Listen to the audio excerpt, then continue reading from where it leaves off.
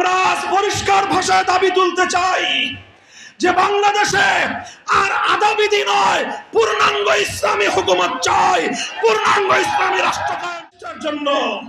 আমরা সেই রাষ্ট্র ব্যবস্থা গড়ে তুলবার জন্য এখন থেকে ঘরে ঘরে আমরা দুর্গ গড়ে তুলব, আমরা প্রস্তুতি গ্রহণ করব, আমরা আমাদের সন্তানদেরকে খিলাফতের সৈনিক হিসেবে গড়ে তুলব। কথা বলেন ঠিক না বেঠিক? 1947 থেকে 1971 সাল পর্যন্ত 24 বছর পর্যন্ত পশ্চিম পাকিস্তানি খান পাঠানরা গাদ্দারি আর বিশ্বাসঘাতকতা করলো। ইসলামের নামে দেশ স্বাধীন করে তারা ইসলাম কায়েম করলো না। এভাবে 24 বছর ওরা গাদ্দারি করলো। আর একই কাজ 1971 থেকে 2024 সাল পর্যন্ত বাংলাদেশের অধিকাংশ রাষ্ট্রনায়করা এ জাতির সঙ্গে, মুসলমানদের সঙ্গে গাদ্দারি আর বিশ্বাসঘাতকতাই করে গেল। মাঝে মাঝে কিছু কিছু জিনিস 100 টাকার জায়গায় 3 টাকা 2 টাকা দিল আর কি। মুসলমানরা চেয়েছিল কোরআনী শাসন, তারা বলল ঠিক আছে সংবিধানের শুরুতে বিসমিল্লাহ থাকবে। মুসলমানরা বলল আল্লাহর কোরআনের পূর্ণাঙ্গ ব্যবস্থা, তারা বললেন ঠিক আছে আল্লাহর উপর অবিচল আস্থার বিশ্বাস। আমরা বললাম আমরা শরীয়তের বিধান চাই, তারা বললেন ঠিক আছে রাষ্ট্রধর্ম ইসলাম। এতটুক পর্যন্ত কোন রকম নাম কাওয়াস্তে টুটা ফাটা কিছু 100 টাকার জায়গায় 100 ভাগের জায়গায় 2 ভাগ 4 ভাগ 5 ভাগ তারা দিল। এটা নিয়ে আমরা এখনো পর্যন্ত আছি। মুহতারাম হাজিরিন, সুতরাং ভাগাভাগিতে 2টা রাষ্ট্র হলো। একটা রাষ্ট্র হলো ধর্মনিরপেক্ষতাবাদীদের জন্য, আরেকটা রাষ্ট্র হলো ইসলাম কায়েমের জন্য। এবার আপনারা বলেন, যখন ভাগ হয়ে গেল 2টা 2 জায়গায়, যারা ধর্মনিরপেক্ষ থাকতে চায় তাদের জন্য তো ধর্মনিরপেক্ষ বিশাল ভারত আছেই। মুসলমানদের ভূখণ্ড তো শুধুমাত্র ইসলামকে যারা ভালোবাসে তাদের জন্যই। বলবেন হুজুর তাহলে হিন্দু, বৌদ্ধ, খ্রিস্টান, অন্য ধর্মাবলম্বীদের কি হবে? তারা কি থাকবে না? আমি বলবো অবশ্যই থাকবে।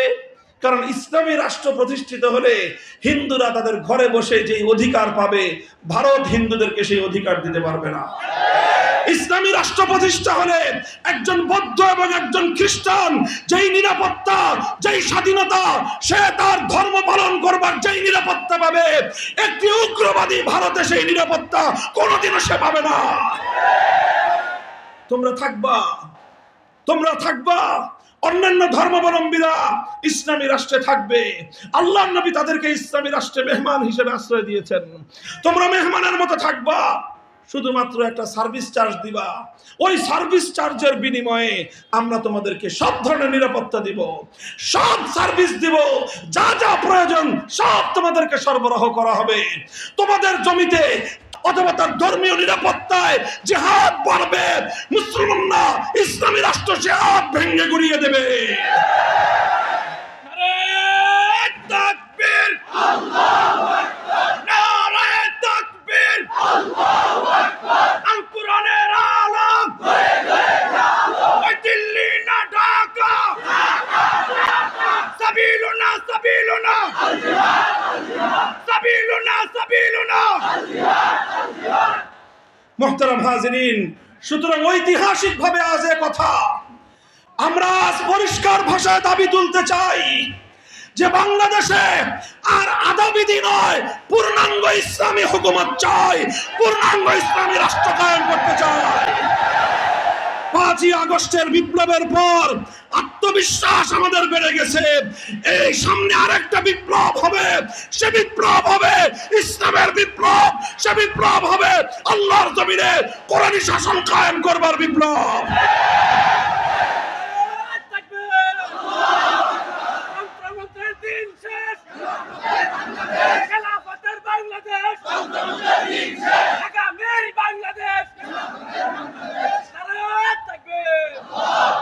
আমরা সেই রাষ্ট্র প্রতিষ্ঠার জন্য, আমরা সেই রাষ্ট্র ব্যবস্থা গড়ে তুলবার জন্য এখন থেকে ঘরে ঘরে আমরা দুর্গ গড়ে তুলব, আমরা প্রস্তুতি গ্রহণ করব, আমরা আমাদের সন্তানদেরকে খিলাফতের সৈনিক হিসেবে গড়ে তুলব। কথা বলেন ঠিক না বেঠিক? যেভাবে আগস্ট বিপ্লবে 2000 দামাল সন্তান বুকের তাজা রক্ত দিয়ে আবু সাঈদের মুখ ধরা জালেম স্বৈরাচারী ফ্যাসিবাদকে বিতাড়িত করেছে।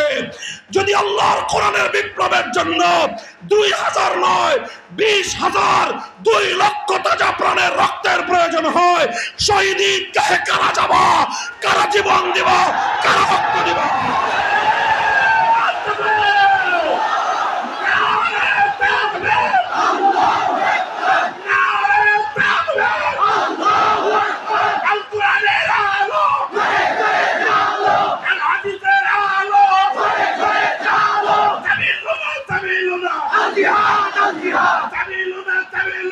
الجهاد